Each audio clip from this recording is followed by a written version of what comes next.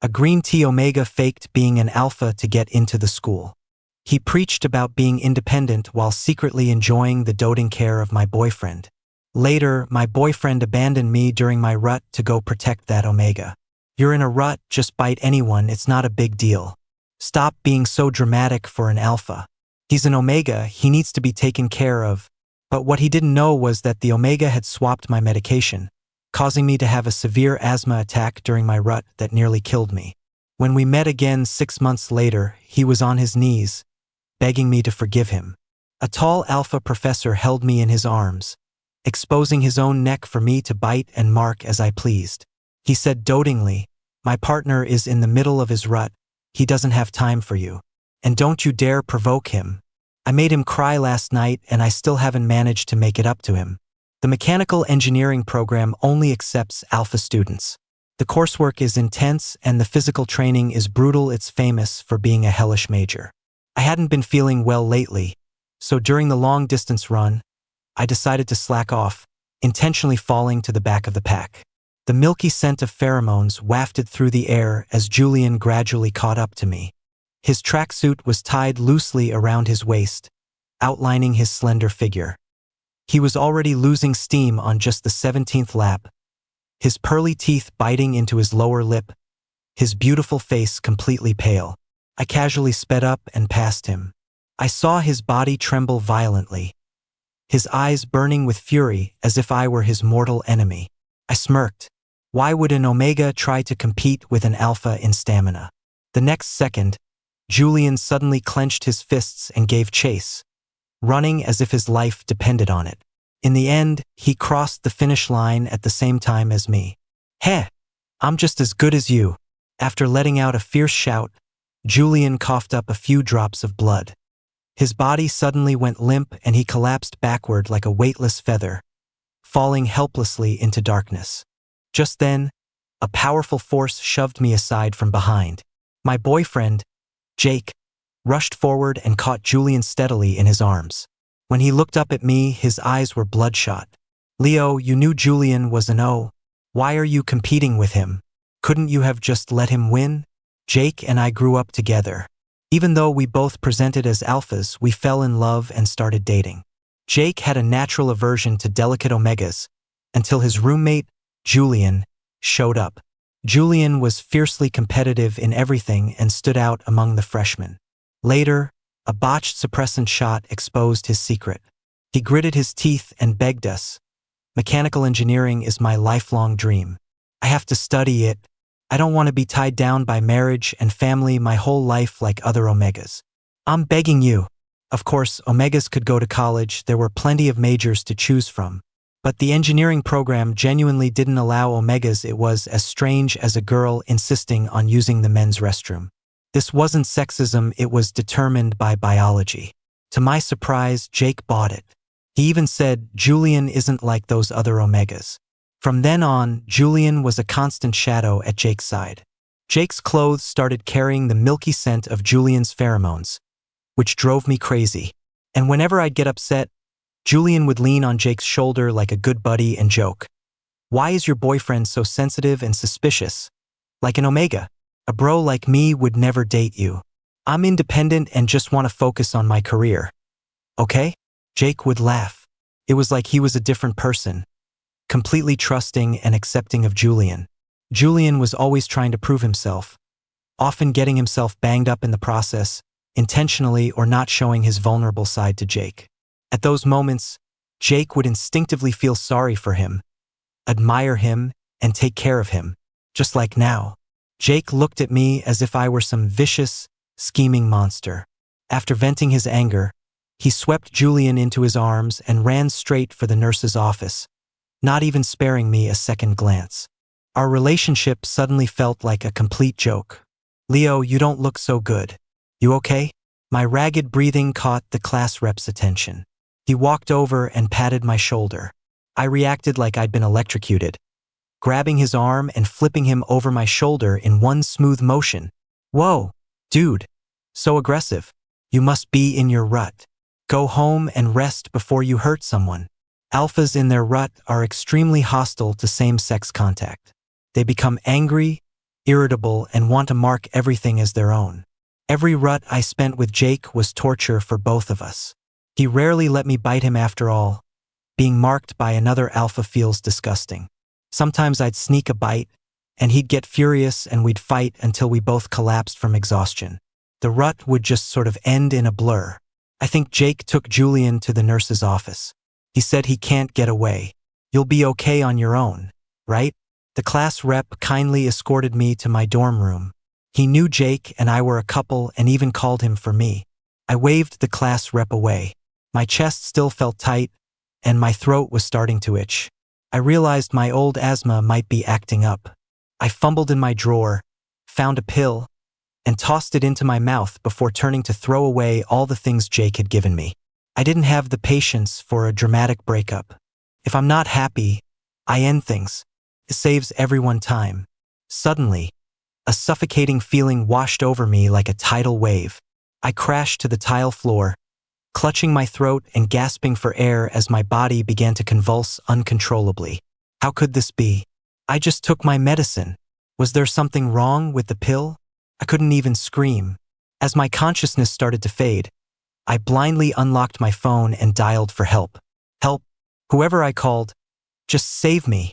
Leo, stop messing around. I really can't leave right now. The nurse's office is full of alphas, and I'm worried something will happen to Julian. You're in a rut. Just go bite someone. Stop being so dramatic for an alpha. Dying doesn't feel good. My mind was still there, but no matter how hard I tried, I couldn't breathe. I could feel myself being carried into the hospital, doctors and nurses surrounding me, trying to save me. Why is this alpha still in his rut?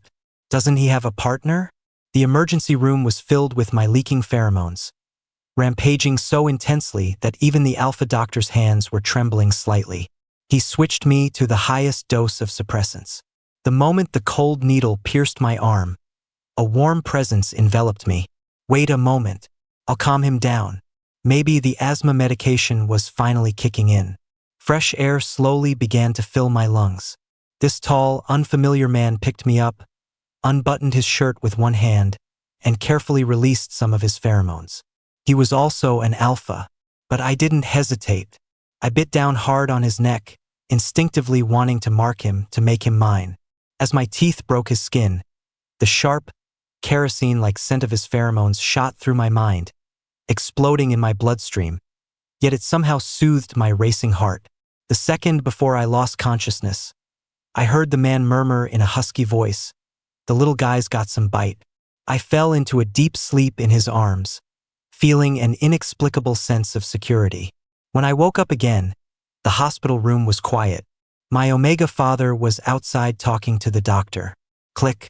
Jake stood up from the sofa and walked to my bedside, his face cold. "Leo, I can't believe you've become like this. Is this how you act just because I'm not here to get you through your rut? This just makes me hate you more and more." I closed my eyes, took a few deep breaths, and then crooked a finger at him. Jake frowned and walked closer. "Feeling bad now? Serves you right. Did you think this would make me feel sorry for you?" As he got close, I ripped out my fore and swung. My fist connected with his nose, sending blood gushing as his face smashed into the tile floor. "Feel sorry for you? I'll make your whole body hurt.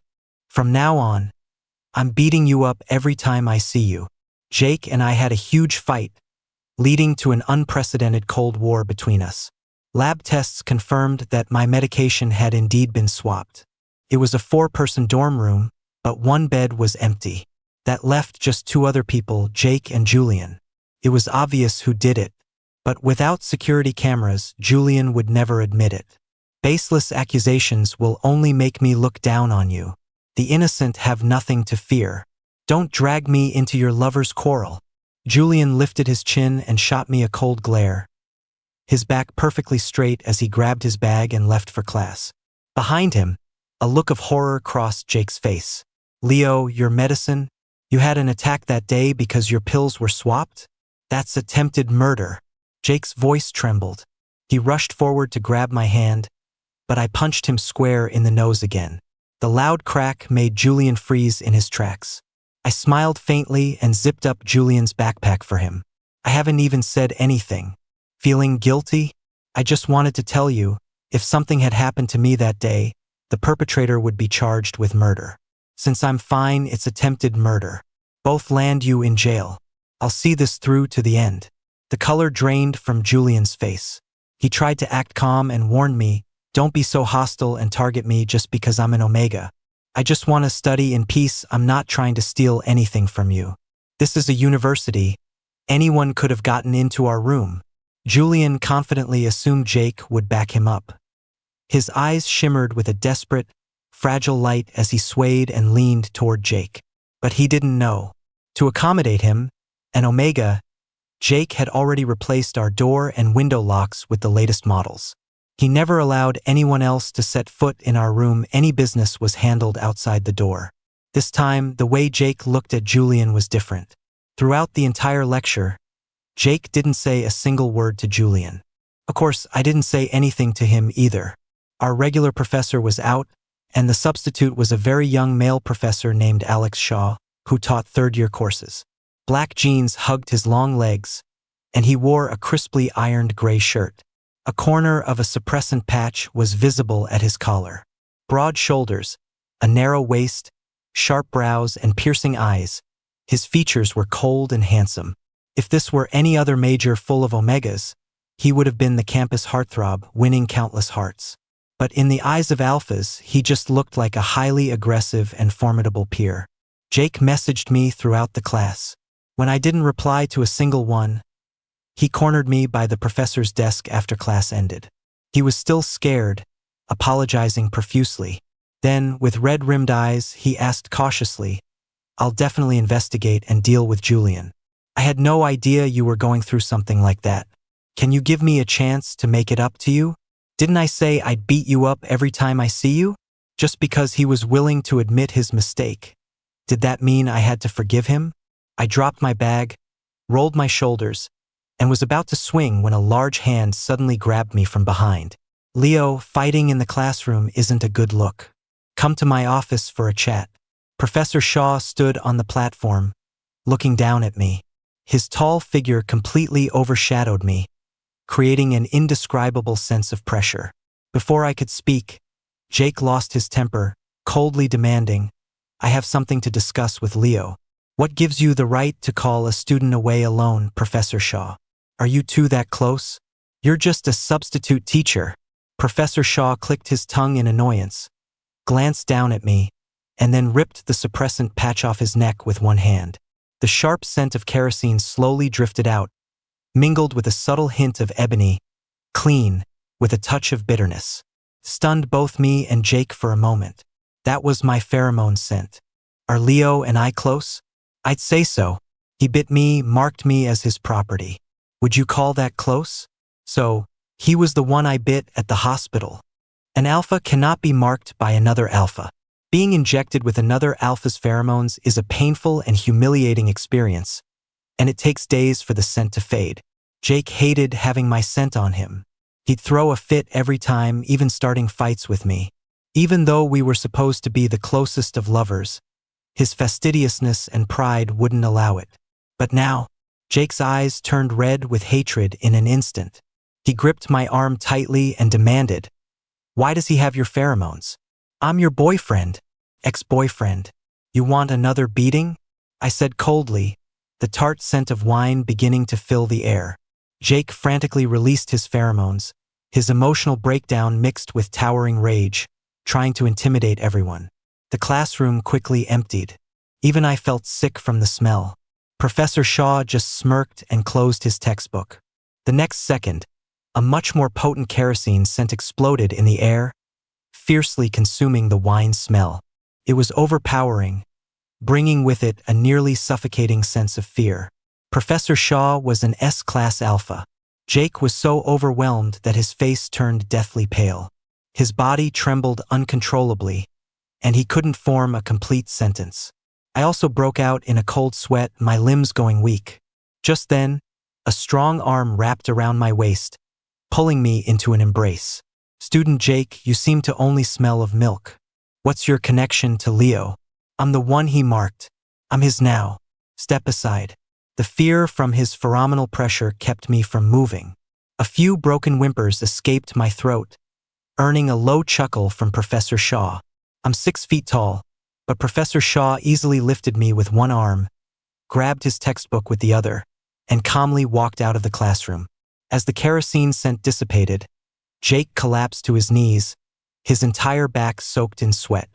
His body was tense, and he was too humiliated to lift his head.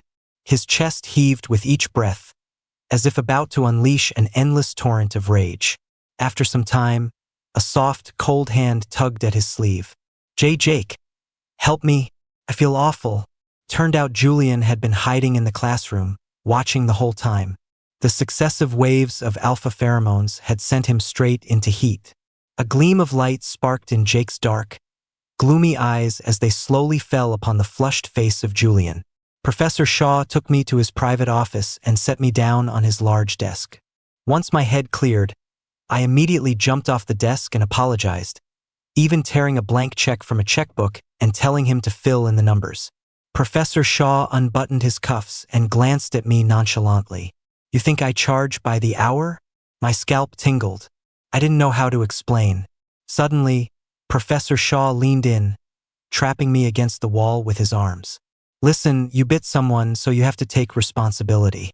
Didn't they teach you in health class what comes next? You were my first, you know. I've been a good boy for 30 years, and now I've got your scent all over me for days. A lot of people have noticed, and you're just gonna brush me off with a check?" Professor Shaw was so close that his hot breath fanned across my face, making my heart skip a few beats. I explained, "Even though I just broke up with someone, I don't want to. This was an accident. What do you want me to do?" Professor Shaw pursed his lips, a barely there smile flashing in his dark eyes. He said, "Well, the damage is done. My reputation is ruined. If my partner's scent just suddenly disappears, what will people think of me? That Professor Shaw from Mech E finally got into a relationship and got dumped in less than a week? That's embarrassing. It would be more normal to date for at least a year before a peaceful breakup, don't you think?" I ran a hand through my hair in frustration. But whether it was because he was a professor or an S-class alpha, I didn't dare cross him. "So you mean I have to?" Professor Shaw shrugged helplessly and unbuttoned the second and third buttons of his shirt, revealing the already fading bite mark. "We just started dating, so we should be in the honeymoon phase, right? The ebony scent on me seems to be fading, don't you think? He just wanted me to bite him a couple more times. Fine. We were both men, both alphas. No one was taking advantage of anyone." I calmed my racing heart, stepped forward, grabbed Professor Shaw's arm, and pressed against his neck. Fine, as long as you're okay with it. There's no loss for me." The moment my teeth broke his skin, both our phones buzzed simultaneously. Immediately after, the school's various group chats exploded with notifications. Huge gossip. Julian from Mech E is an Omega. He's in heat and crawling all over campus. Come see. During his heat, Julian had tried to seek protection from Jake, curling up fragilely at his feet, tears of desperation rolling down his face. But this time, Jake just called the support services and left him to his fate. "I really hate disgusting, troublesome Omegas like you. Am I your dad? Do I have to take care of everything for you?" The cloyingly sweet milky scent erupted from the classroom and filled the entire academic building, affecting countless alphas who began to get restless. To save himself, Julian had to flee toward an open area, looking like he'd been dragged out of water, crawling on his hands and knees in a complete loss of dignity. When Jake saw that I was also watching, he immediately ran to my side to explain. "You wanted to see if I would help him, right? My head is completely clear now. I'm not affected by Julian at all. You know, I have a physical revulsion to delicate Omegas like him. You're giving me a headache. I just came to see if Julian was still lucid. The police just called. They found a partial fingerprint on the pills he swapped. He's about to be investigated." Jake's face turned white. Julian's eyes widened in terror, slowly being consumed by despair. Overnight, everyone in school knew about Julian. Swapping my asthma medication was a clear violation of federal law. However, The Omega Protection Act stipulated that Omegas between the ages of 18 and 30 had to have at least one child before they could be imprisoned, as procreation was considered their most important duty. In other words, for now, Julian would only receive a disciplinary notice from the school. As for him faking being an alpha to get into the MEC program, on his first day back on campus, he instigated an Omega rights movement. He questioned the admissions policy of the engineering department, claiming it was gender discrimination. He used public opinion to pressure the school, forcing them to let him continue his studies in the program. On the first day of our junior year, Julian breezed over his own transgressions and spoke with grand ambition. "I admit I made a mistake, but it's a mistake any Omega would make. I was just so jealous of alphas who are born superior. Why are they born as the elite while we Omegas are always left behind? I'm standing here again just to tell everyone. 8 years ago, Chris became the first Omega in the mecha piloting program. 8 years later, I will also break new ground and become the most outstanding Omega in the mechanical engineering department." Julian had put on some light makeup, his delicate, beautiful face glowing with a noble, untouchable coolness that drew admiration from the crowd. But he probably didn't know. Chris was a once-in-a-century genius in the mecha piloting program. Julian might not have that kind of talent. More importantly, a mechanic is not the same as a mecha pilot. He would learn in the very first class of his junior year that a mechanic is a mecha's lifeblood. On the interstellar battlefield, with no retreat, the final material used to repair a mecha is the alpha mechanic themselves. And Omega's inherently fragile bones are decidedly not suitable for being mecha material. Before junior year classes officially began, the MEC program held a physical fitness assessment to test the results of our first 2 years of training. In teams of 4, without any supplies, we had to traverse a tropical jungle for 48 hours to reach a designated point to pass. Along the way, we had to retrieve a set of mecha blueprints. After drawing lots, I ended up on a team with Jake, Julian, and the class rep. We changed into our black training uniforms, and the class rep couldn't help but compliment me. "Leo, your legs are amazing. A handsome guy looks good even in a potato sack." Jake immediately chimed in with a smile. "Leo has always been handsome. That's how he captivated me." I gave him a flat look. "Thanks, but you look pathetic trying so hard to win me back." "Shut up." The smile froze on Jake's face, and he looked completely lost. Julian had already started off. The standard issue training uniform was baggy on him, yet he had cinched the waist extra tight, his slender and delicate figure drawing frequent glances from the other alphas. He himself didn't seem to care, walking openly without even a suppressant patch, the milky scent around him making everyone's heart itch. He turned back to remind us, "I just want to pass this fitness test. My mind is on my studies. Can you guys hurry up and follow?" Jake immediately scoffed, putting on an act again. So pathetic. Though he cursed him harshly, his eyes couldn't help but follow Julian. Every time Julian made a mistake, Jake would immediately curse him, complain about him, and direct all his malice toward him. But when other alphas got close to Julian, he would drive them away, not letting anyone else touch him. It was actually quite interesting to watch after a while. I've known Jake for over a decade. His feelings couldn't be more obvious. Did he hate Julian?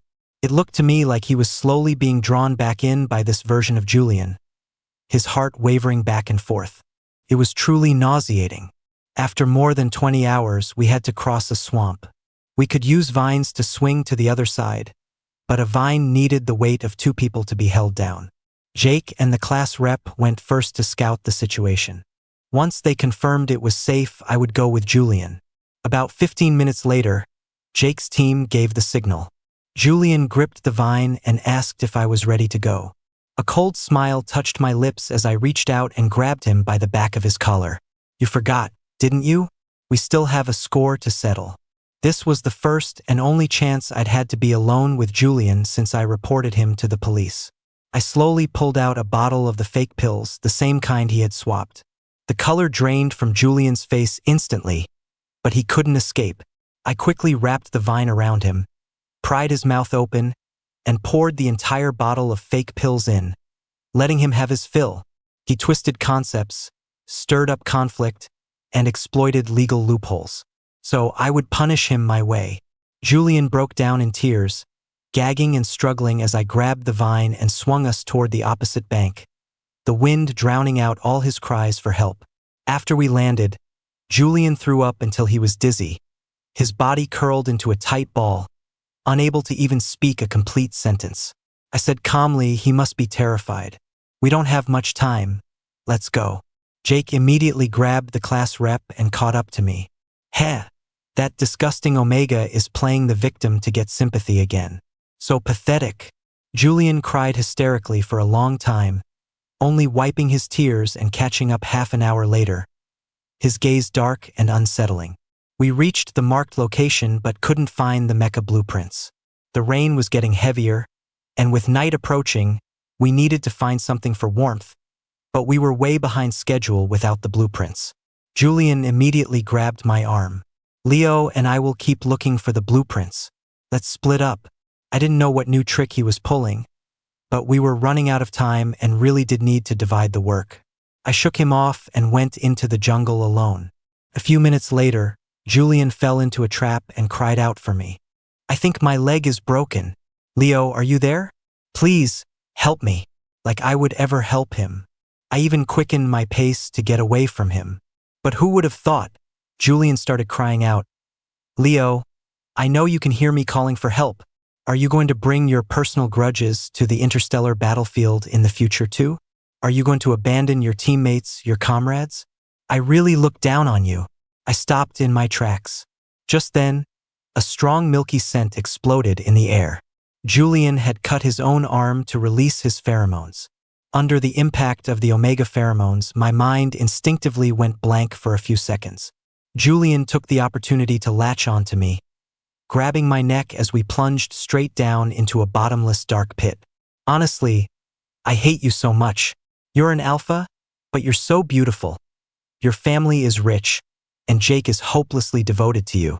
Why do you get all the good things? What am I lacking compared to you? I really wish you would just die.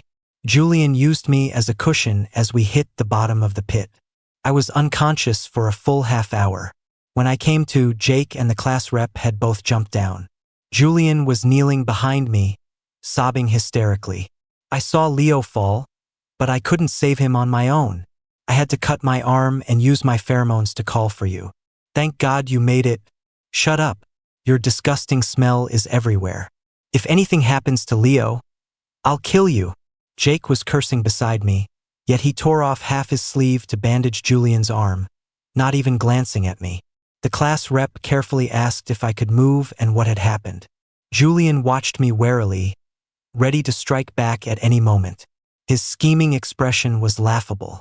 If I got entangled with him, I'd become just as disgusting as he was. I numbly pushed myself off the ground. I saw where the blueprints were when we were falling. Let's get them and go. We're running out of time.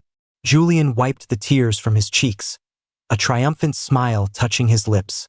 Along with the blueprints were 2 chocolate bars, our only food.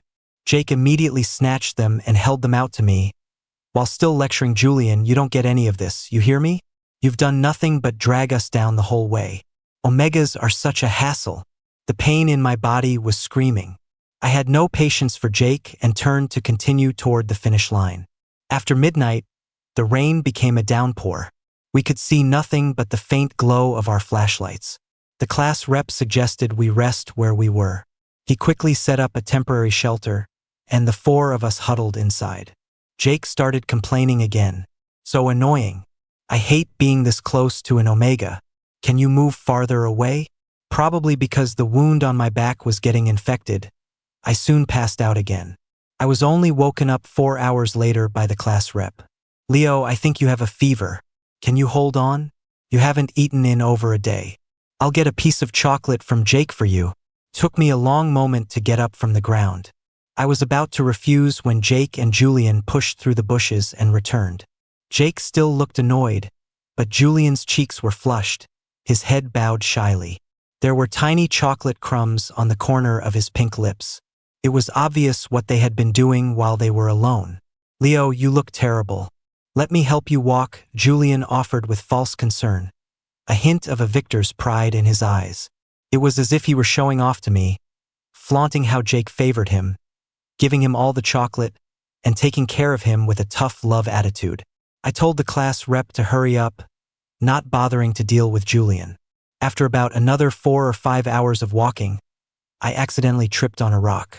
Julian once again rushed up to me. "Let me help you. Get lost." Jake finally couldn't take it anymore and stepped forward to reason with me. "Julian saved your life, you know. We're all teammates. Can we stop with the temper tantrums for a bit? Leo?" I turned and punched Jake hard in the face. "You believe whatever he says? What if I said I was Julian's father? Would you believe that?" The next second, a playful voice sounded from a distance. "Looks like you all still have energy for a fight." Huh? I looked up to see a pair of long, straight legs. A black tank top hugged a muscular upper body, with a training jacket slung casually over one shoulder. It was Professor Shaw. He was one of the instructors for this assessment. He told us bluntly that the finish line was just a few hundred meters away, but he wasn't going to let us pass so easily. "You have energy to fight, right? Now, everyone, give me 200 push-ups on the spot." Julian's face turned pale with fear, but as we all got down to start, he had no choice but to get into position, his hands barely supporting him. Professor Shaw walked coldly past him and kicked him in his sagging lower back. "Proper form. You want to be the first Omega, and this is all you've got." Julian whimpered and fell into the mud, painfully explaining, "Professor, my arm is already injured." Professor Shaw retorted slowly, "What, you ate 2 chocolate bars and now you can't even do a push-up? You know exactly how your arm got injured, don't you?" Julian flinched with guilt and quickly looked away. Jake stepped up to explain for him. "That's not it, Professor." Julian intentionally cut his arm to call for our help. "Leo accidentally fell into a pit, and he did it to save him. Whether he was saving a teammate or framing one will be clear during the review. But right now, I didn't tell you to stop your push-ups. Add another 200. Julian was slacking, so he gets another 200 too. Jake clenched his fists, slowly releasing his pheromones to express his anger. Professor Shaw decisively kicked him in the shoulder, sending him flying several meters. "If you have a problem with it, you can do 400. As soon as he finished speaking, I spoke up hoarsely from the side. "I finished my 200. Can I proceed?" Professor Shaw turned and looked me up and down, his dark eyes filled with complex emotions. I licked my chapped lips, took the team badge from the class rep's pocket, and ran toward the finish line with all my remaining strength. After 200 push-ups, the wound on my back had split open and was bleeding again. Mixed with sweat, it had soaked through my entire shirt, and the scent of ebony began to leak out. Jake's expression changed as he belatedly realized what was happening. The moment I crossed the finish line and collapsed, he screamed and ran toward me. "Leo, I didn't know you were so badly hurt." "I'm sorry," but he was a step too late. I fell into a warm, strong embrace. A large jacket, scented with alpha pheromones, was draped over my head, enveloping me completely. "Congratulations, student. You've just secured first place for your team." Professor Shaw's deep, hoarse voice sounded in my ear.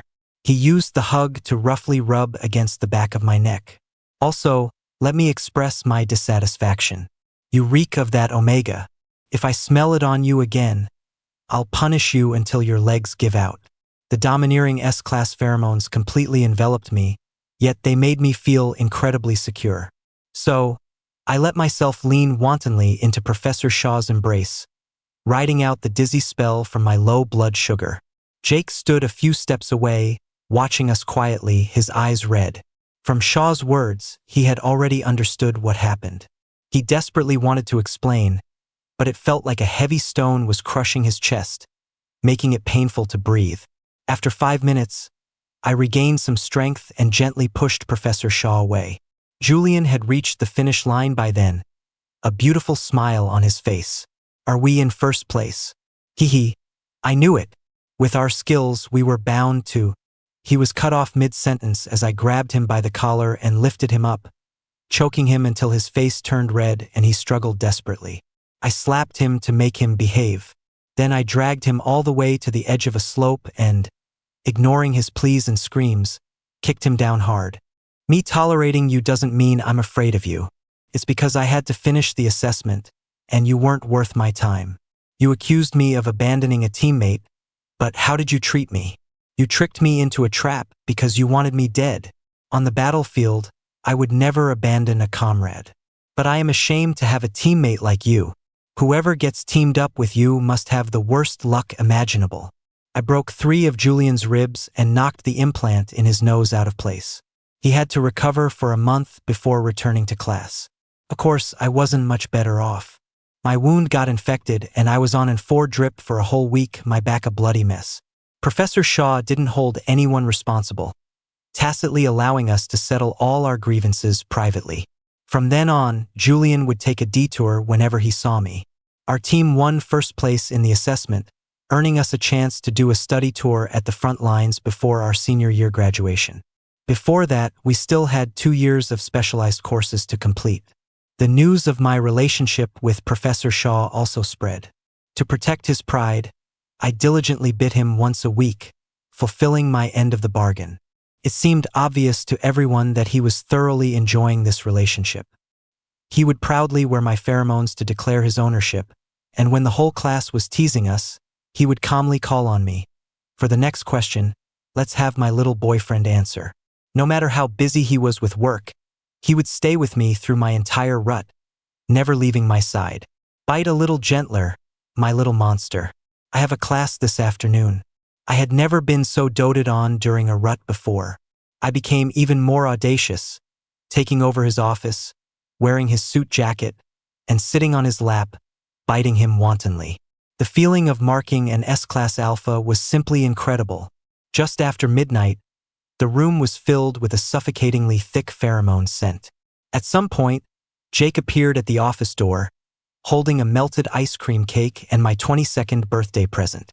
His throat was tight, and with red-rimmed eyes, he softly called my name, Leo. We promised to spend every birthday together. Have you forgotten? I was so stupid and foolish before, letting Julian trick me so many times. Can you ever forgive me? I didn't even want to look back at him. I buried my face in Professor Shaw's chest, nuzzling him, which made him hold me even tighter. His long index finger tapped the desk a few times. Student Jake, it's after work hours. Please leave my office. My partner is in his rut and has no time for you. And don't you dare provoke him. I made him cry last night and I still haven't managed to make it up to him. The cake slipped from Jake's hands and smashed on the floor. Tears streamed down his face, as if the last thread of sanity in his mind had snapped. Long after he left, my head cleared a bit. I broke the silence in the office. This is all fake, right?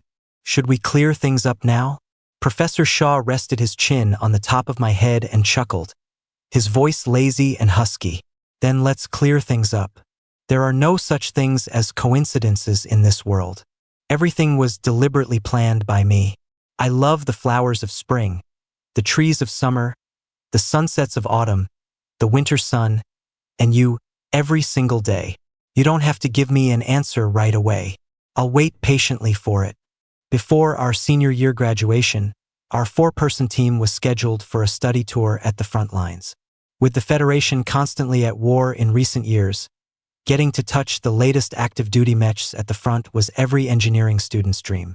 When we reported to the base, we arrived right in the middle of an offensive. The commander only had a few minutes to assign us tasks. Julian, being the only Omega, was about to introduce his excellent academic record when the commander walked right past him and clapped me on the shoulder. We meet again, Leo. In an instant, all eyes were on me, because my alpha father was also a top-tier mechanic, and he was buried right here on this interstellar battlefield. And now, I was unhesitatingly following in his footsteps. Amid the commotion, only Julian sneered under his breath, probably some useless mechanic who got himself killed. A mechanic's job is just to repair mechs. Couldn't he run when there was danger? I heard him, but I didn't bother to argue. If that was the attitude he brought to the front lines, reality would be his best punishment. The commander's time was limited. After giving us our assignments, he left in a hurry. Just before leaving, he seemed to remember something and asked me, "By the way, I hear you know Professor Shaw well? He left his commander position just 3 years ago, right? Transferred to teach in the engineering department? I was stunned for a moment. In fact, I didn't know much about Professor Shaw's past. He used to be a mecha commander? Just as I was about to ask more, a piercing alarm blared through the base. The base was facing an emergency. Our study tour was forcibly cut short, and we even had to fill in for the shortage of mechanics and head directly to the front lines. The commander would never let students get involved unless it was absolutely necessary, which showed just how serious the situation was. The commander assigned us relatively simple tasks, but they still required crossing a line of fire and carried a certain level of danger. Still in a team of 4? No problem. I'm the class rep. I'll definitely protect everyone. No, it's a solo mission. The commander announced this decision with a grim expression, and the air fell into a dead silence. I agreed without hesitation. Jake hesitated for a few seconds before silently taking off the good luck charm he had worn around his neck for over 20 years and stuffing it into my hand. I casually tossed it on the table. At that moment, Julian spoke up indignantly, "Sorry, I'm an Omega. Isn't there an Alpha mechanic to take the lead?" In an instant, all eyes were on him, but he felt he was superior, telling everyone he was the top Omega student from the engineering department, a special exception who shouldn't be the first to be sent to his death on the front lines. As he was preparing another long-winded speech, the commander slapped him across the face. "My base doesn't welcome cowards. You chose this path yourself. Regardless of your gender, there are no special privileges." Julian was completely panicked. He put on his combat suit with trembling hands, then gently tugged on Jake's sleeve with his soft hand, tears rolling fiercely down his cheeks. "Jake, you know I'm special, right? This isn't something I should be doing. I'm scared I can't handle it. You have to help me." This time, Jake didn't even give him a second glance. For the first 4 hours after we set out, we maintained close contact with the base. But after a sharp scream from Julian over the comms, a massive explosion roared through our earpieces, and all contact was cut. The explosion seemed to have come from the class rep's direction. "Leo, thank God. I found you." The strong smell of blood mixed with the scent of wine filled my nose as Jake, covered in blood, ran toward me. He could no longer control his leaking pheromones, which showed just how badly he was injured. Rumor had it there was an internal problem, and our casualties were high. I was unwilling to give up and wanted to continue the mission, but Jake grabbed my hand tightly, giving up the struggle. "Don't waste your energy. The base is gone. We might not be able to leave this place. Honestly, Leo, if my last moments are with you, I'll have no regrets. So what if Professor Shaw is better than me? In the end, I'll be the one buried with you, our blood mixed together." Hate slowly colored my vision. I turned and knelt, punching Jake several times, completely disappointed in him. "So you don't understand responsibility or mission either. You lying here giving up is a perfect match for the deserter Julian. If you want to die, die alone. I still have a mission to complete and a home to return to." Jake struggled, coughing up mouthfuls of blood, but he laughed with a mad obsession, refusing to let go of my hand. Just then, the disconnected earpiece crackled back to life. A deep, husky voice came through. "Mechie study tour team. The base has been destroyed and the commander is missing. What's your status?" My heart skipped a beat. I quickly reported our situation to Professor Shaw. A few seconds later, he gave me several precise coordinates, planning a mission route for me and trying to contact my teammates. Just before the signal cut out, he suddenly said my name. "Actually, I was one of the commanders in the battle where your father sacrificed himself. I was closest to him at the time. I witnessed the explosion firsthand. For a long time after, I was trapped in nightmares and self-blame, regretting that I didn't do something. I even stepped down to a teaching position. Until I met you. You are a captivating person, strong, persistent, outstanding. My eyes are always involuntarily drawn to you. You also made me understand that fighting for one's beliefs and mission until the very last second is the best end for a mechanic." A few heavy breaths came through the earpiece. Jake had woken up at some point. He lay quietly on the ground, watching me, a single tear tracing a path from the corner of his eye. He had heard everything. He also heard, just before the signal died, Professor Shaw say to me in a very, very soft voice, "My blatant love for you is my salvation. Leo, please complete your mission and come back to me. I'm waiting for your answer." Our study tour ended chaotically. Only I completed the commander's mission, returning safely with a heavily injured Jake. Julian had tried to desert by blending in with a group of Omegas being evacuated, but his reputation was too great. He was quickly recognized and verbally torn apart. "Weren't you going to break down gender stereotypes? Aren't you the best Omega in the Mech E program? Why are you running away at a time like this?" Julian was quickly driven away. Luckily, the class rep was nearby and saved his life. "I'm the class rep.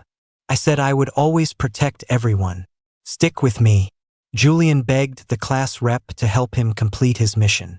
Unfortunately, he had remembered the mission location incorrectly and miscalculated all the coordinates. He could only watch as the class rep was engulfed in the flames of an explosion. Once again, he turned and ran. Not long after, he was captured by the enemy. He tried to trade secrets, but he was an Omega. Influenced by pheromones, he went straight into heat. This time, there was no playing the victim to get any protection. After graduating with my master's degree, I officially inherited my father's service number and became a mechanic on the front lines. Jake retired and returned to the Capital Star, occasionally sending me messages about how much he regretted things. He said he was waiting for someone to come home. I mailed him an inflatable dummy that day and told him to get his head checked again. New Year's was approaching, and the entire base was filled with a festive atmosphere. Only Commander Shaw was wearing a gloomy expression, restlessly searching for something, floor by floor. A tall, lean figure approached from a distance, combat boots encasing long legs, broad-shouldered and narrow-waisted. A voice as clear and cold as jade was filled with mockery. "For God's sake, can you rein in those pheromones? Your little one isn't taking care of you during your rut?" Professor Shaw looked up and grunted, "Chris," without stopping his attempts to open doors. No one in the break room either. Professor Shaw muttered a curse and turned to search the next floor. Chris raised an eyebrow, a mocking smile on his face.